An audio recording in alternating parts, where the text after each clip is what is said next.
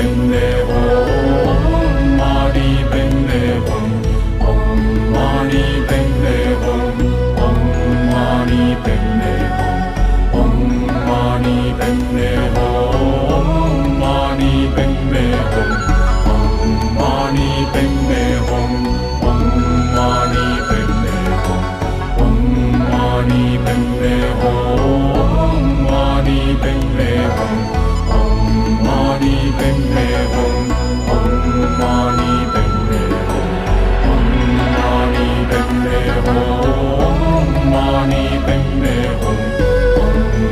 Hum, Om Mani Padme Hum, Om Mani Padme Hum, Mani Padme Hum, Om Mani Padme Hum, Om Mani Padme Hum, Om Mani Padme Hum, Mani Padme Hum, Om Mani Padme Hum, Om Mani Padme Hum, Om Mani.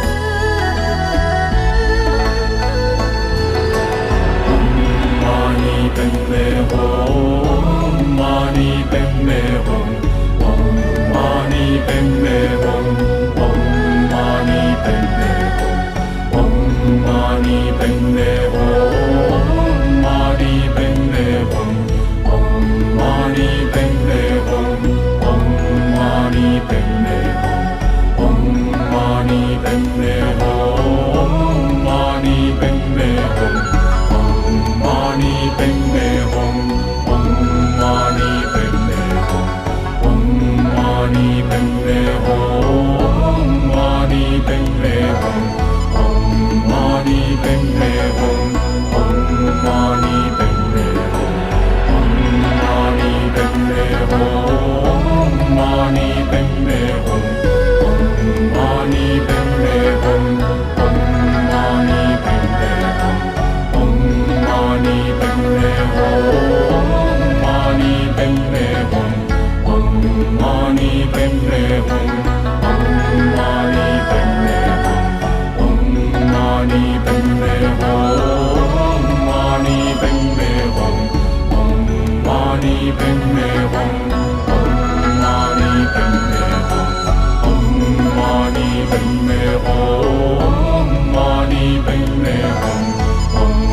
Mani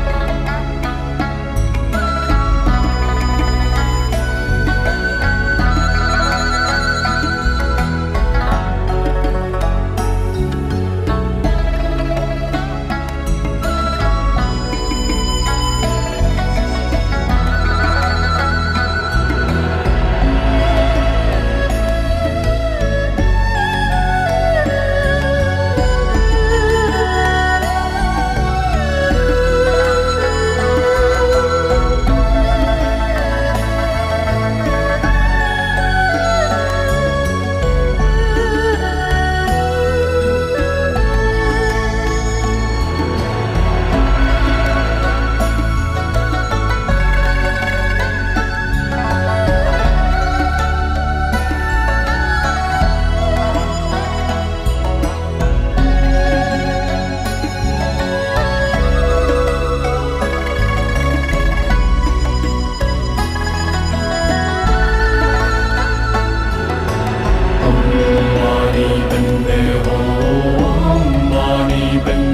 Om Mani Padme Hum.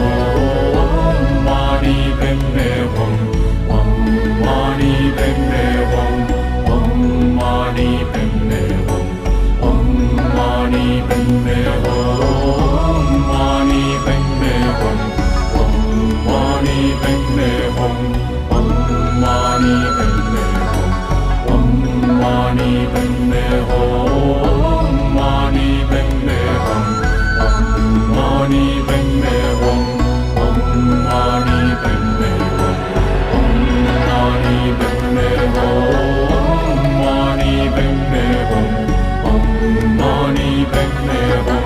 Om Mani Padme Hum. Om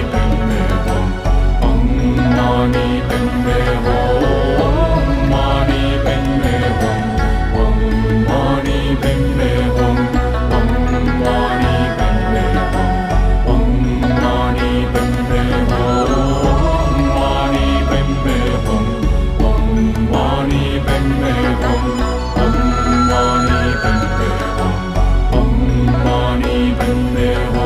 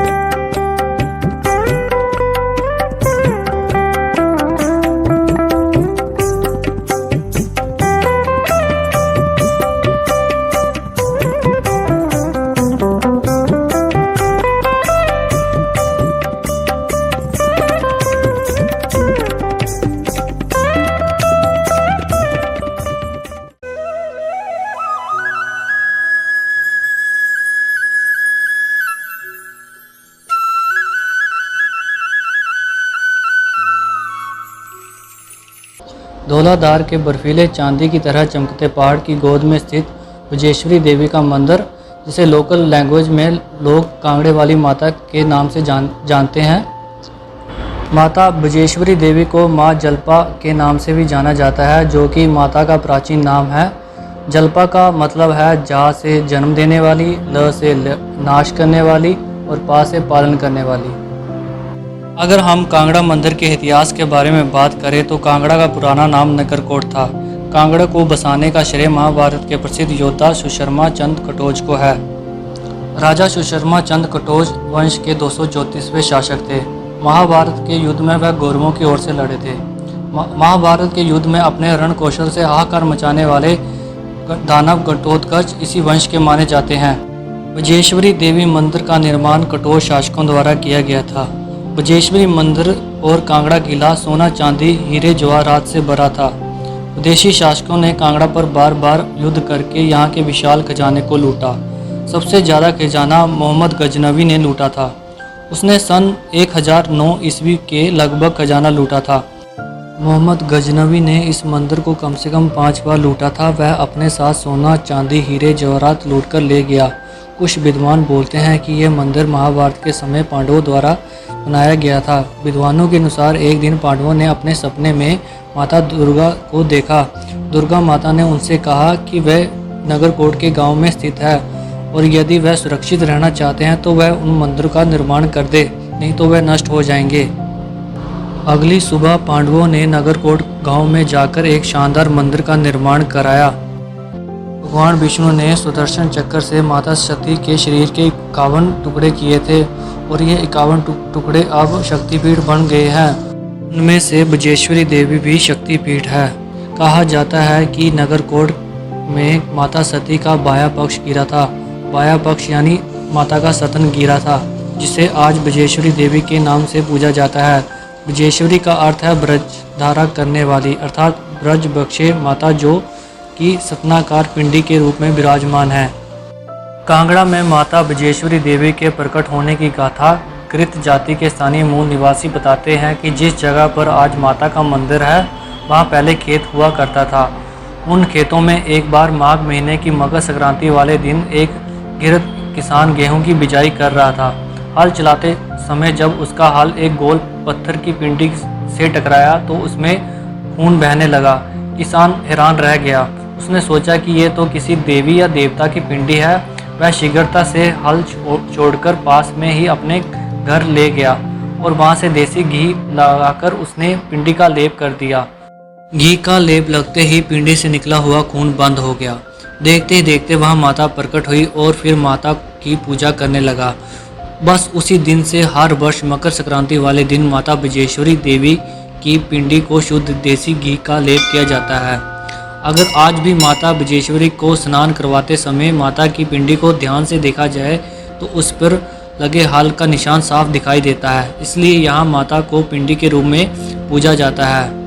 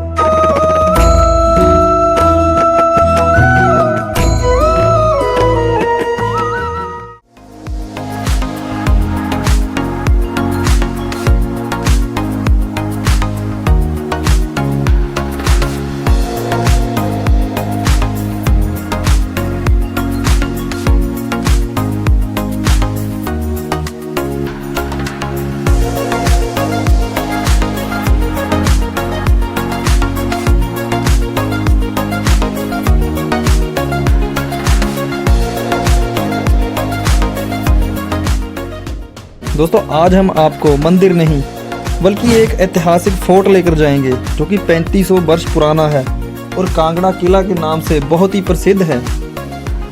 इस सफ़र में हम किले की भौगोलिक स्थिति, इसका पूरा इतिहास, किले पर हुए आक्रमण और इस ऐतिहासिक किले से जुड़ी सारी जानकारी आपको देंगे।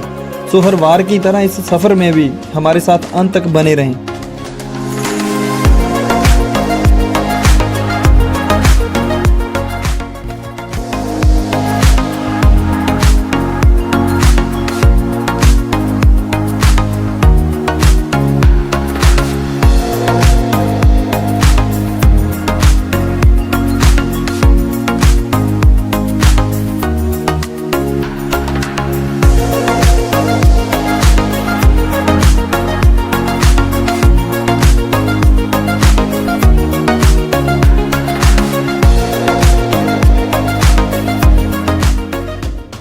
इस किले का निर्माण लगभग 3500 वर्ष पहले कटोच वंश के राजा सुशर्मा चंद द्वारा करवाया गया था, जिन्होंने महाभारत के युद्ध में कौरवों का साथ दिया था।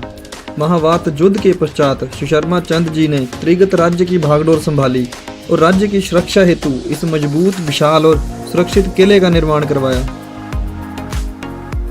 किले की शुरुआत में जो पहला दरवाजा है, जिसका नाम सिखों के शक्तिशाली महाराजा रणजीत सिंह जी के नाम पर रखा गया है।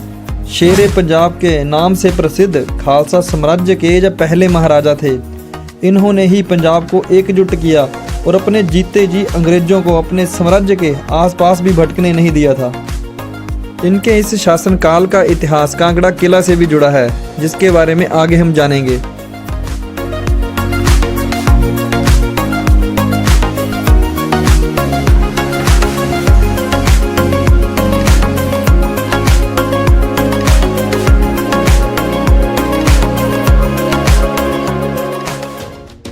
हिमाचल प्रदेश का यह कांगड़ा किला भारत में पाए जाने वाले प्राचीनतम किलों में से एक है और भारत में 8 सबसे बड़े किलों में से भी एक है।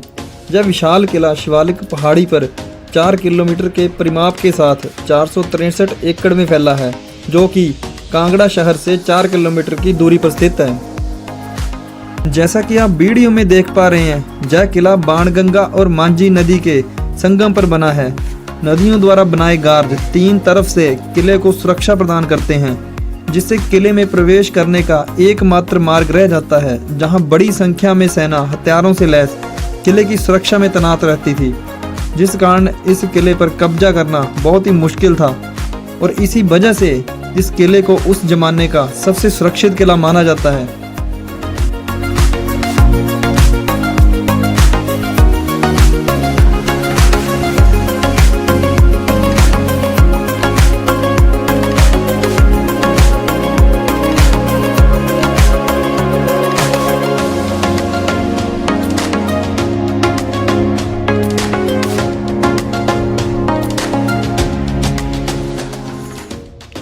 दोस्तों, इस किले के इतिहास की बात करें तो कहा जाता है कि इस किले में काफ़ी बड़ा खजाना था, जिस कारण यह अन्य शासकों व विदेशी आक्रमणकारियों के लिए लूट की एक आम जगह बन चुकी थी। इन आक्रमणों का दूसरा कारण इस सुरक्षित किले को अपने कब्जे में लेना था।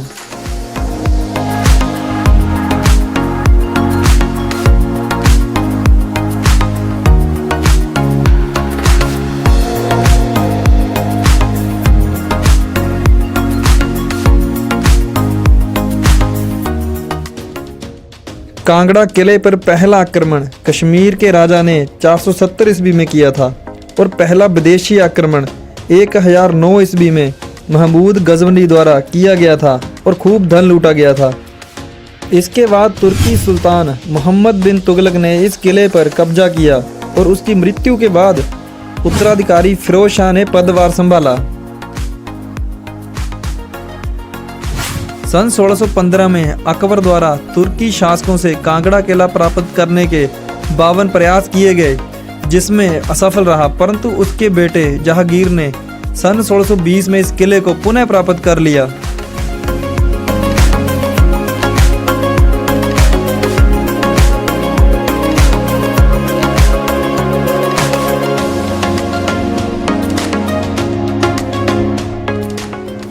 इसके बाद कटोच वंश के उत्तराधिकारी गमंड चंद के पोते संसार चंद ने अपनी सेना को मजबूत किया और सन 1789 में मुगल शासक सैफ अली खान को हराकर पुनः अपने पूर्वजों का किला हासिल कर लिया। इसके बाद सन 1806 में गोरखा कमांडर अमर सिंह थापा की सेना ने फिर से कांगड़ा किले को हथिया लिया। करीब 3 साल बाद सन 1809 में महाराजा संसार चंद और महाराजा रणजीत सिंह के बीच ज्वालामुखी की संधि हुई, जिसमें महाराजा रणजीत सिंह को कांगड़ा दुर्ग और 66 गांव सौंपे गए तथा इसके बाद दोनों राजाओं ने मिलकर गोरखा सेना को पराजित किया।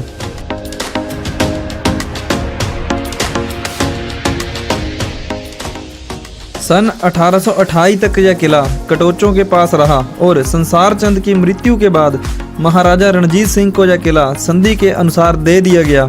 अतः बाद में यह किला अंग्रेजों द्वारा सिखों को हराकर हासिल कर लिया गया। अंत में 4 अप्रैल 1905 में आए भूकंप ने इस विशाल किले को बुरी तरह से क्षतिग्रस्त कर दिया।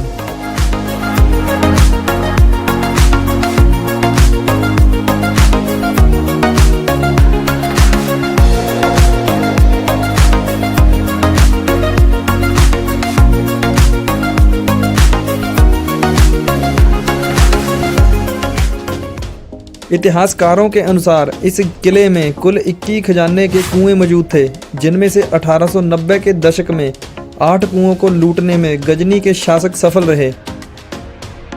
इसके बाद 5 कुओं को अंग्रेजों द्वारा लूट लिया गया, परंतु आज भी खजाने से भरे 8 कुएं मौजूद हैं, जिनका पता नहीं लग पाया है। –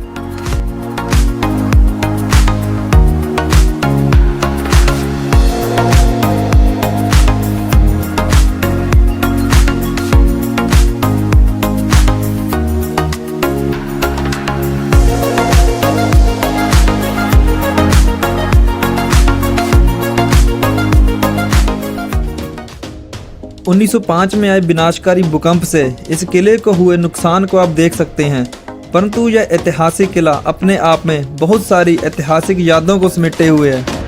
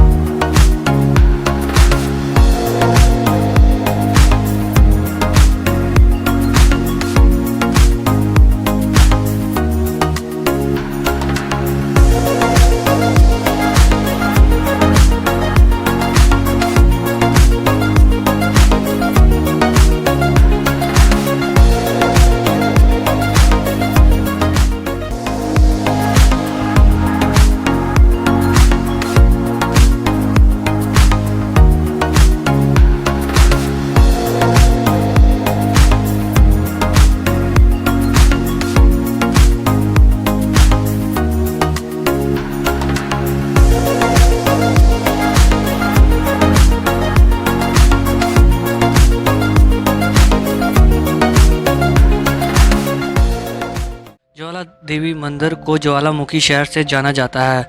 यह कांगड़ा जिले में पड़ता है। यात्री इस मंदिर में आसानी से पहुंच सकते हैं। ज्वाला देवी मंदिर 51 शक्तिपीठों में से एक है। शास्त्रों के अनुसार ज्वाला देवी में माता सती की जीभ गिरी थी।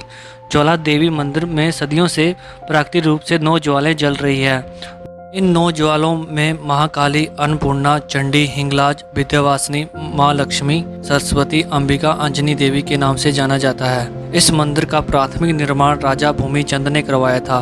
बाद में पंजाब के राजा रणजीत सिंह और हिमाचल के राजा संसार चंद ने 1835 में इस मंदिर का पूर्ण निर्माण कराया। इस मंदिर में हिंदुओं और सिखों की साझी आस्था है। माता ज्वाला जी मंदिर के बारे में एक कहानी प्रचलित है। कहते हैं कि एक बार माता जी का परम भक्त ध्यानु हजारों यात्रियों के साथ माता के दरबार में दर्शन के लिए जा रहा था। इतनी बड़ी तादाद में जाते हुए यात्रियों को अकबर के सिपाहियों ने चांदनी चौक दिल्ली में उन्हें रोक लिया और ध्यानु भक्त को पकड़कर अकबर के दरबार में पेश किया। अकबर ने पूछा, तुम इतने सारे लोगों को लेकर कहाँ जा रहे हो? ध्यानु ने हाथ जोड़कर उत्तर दिया कि हम ज्वाला माई के दर्शन के लिए जा रहे हैं। मेरे साथ जो भी लोग हैं वह सभी माता के भक्त हैं। यह सुनकर अकबर ने कहा कि ज्वाला माई कौन है और वहां जाने से क्या होगा? तब भक्त ध्यानु ने कहा कि वह संसार की जगत जननी है और जगत का पालन करने वाली है। उनके स्थान पर बिना तेल और बत्ती के ज्वाला जलती रहती है। ऐसे में अकबर ने कहा, अगर तुम्हारी माता में इतनी शक्ति है तो इम्तिहान के लिए हम तुम्हारे घोड़े की गर्दन काट देते हैं। तुम अपनी देवी से कहकर घोड़े को जिंदा करवा लेना। ऐसा कहने पर अकबर ने अपने सैनिकों से घोड़े की गर्दन कटवा दी।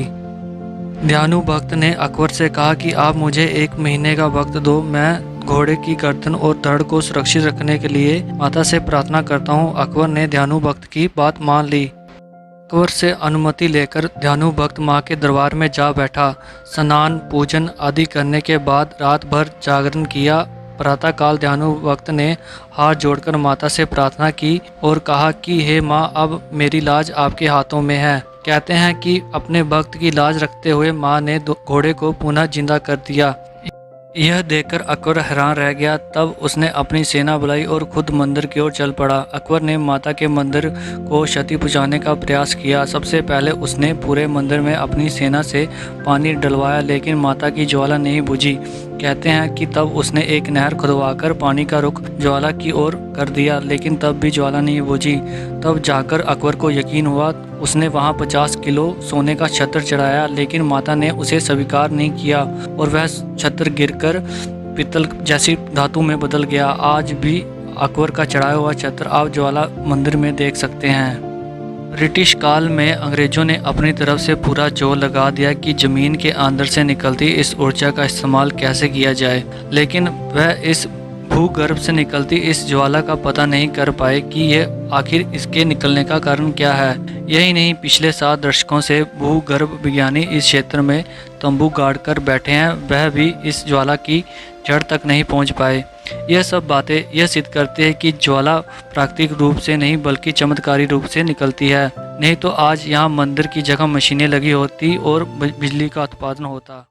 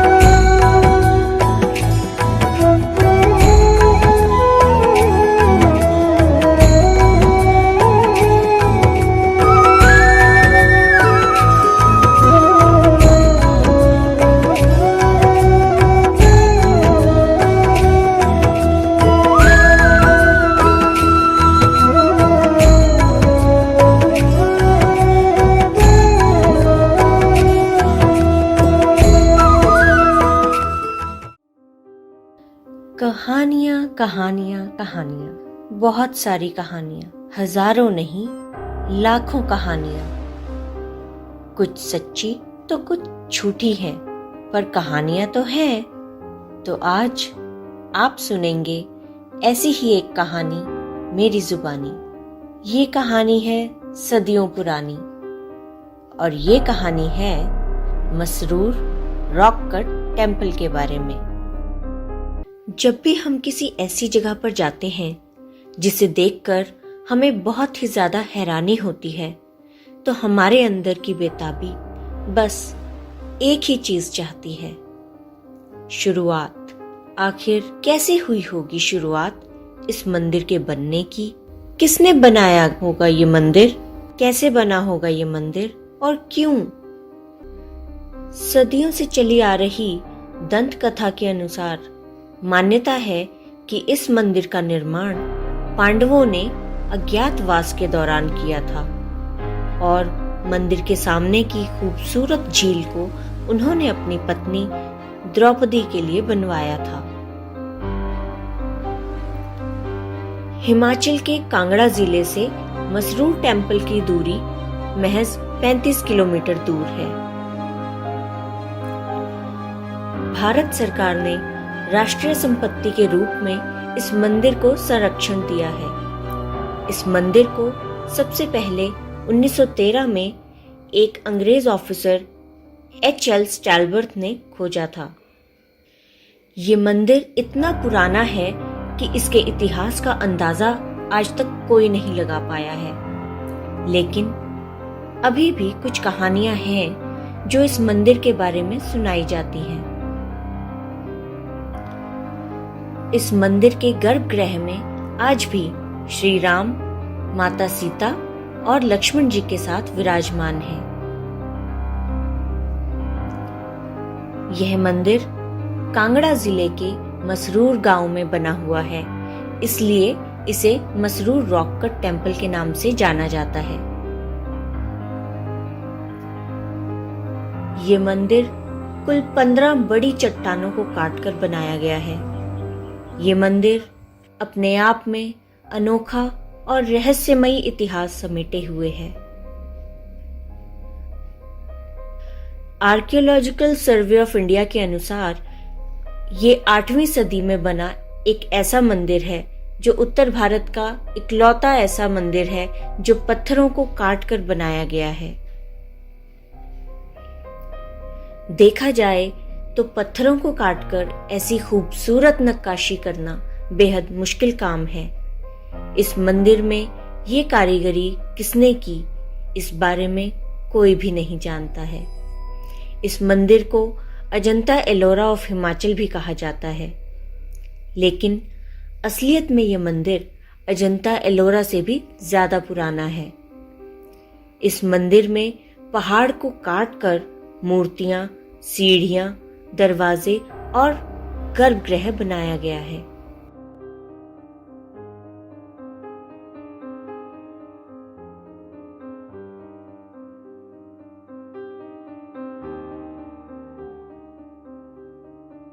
मंदिर के सामने ही मसरूर झील है जो मंदिर की खूबसूरती में 4 चांद लगा देती है।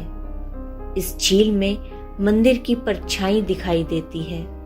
अगर आप यहाँ विजिट करना चाहते हैं और अच्छी अच्छी फोटोज क्लिक करना चाहते हैं तो प्लीज 2 बजे के पहले ही विजिट करें, क्योंकि इस मंदिर को पूर्व दिशा में बनाया गया है और शाम को जब सूरज की डायरेक्शन मंदिर के पीछे पश्चिम दिशा में होती है तब आप झील में मंदिर की परछाई को साफ साफ नहीं देख पाएंगे। मंदिर की दीवारों पर ब्रह्मा, विष्णु, शिवजी और कार्तिकेय की मूर्तियां देखने को मिल जाती हैं। बलुआ पत्थर से बनाए गए इस मंदिर को 1905 में आए भूकंप से काफी नुकसान पहुंचा है, लेकिन इसके बावजूद भी ये मंदिर काफी हद तक सही सलामत खड़ा है और आज भी लोगों के आकर्षण का केंद्र बना हुआ है।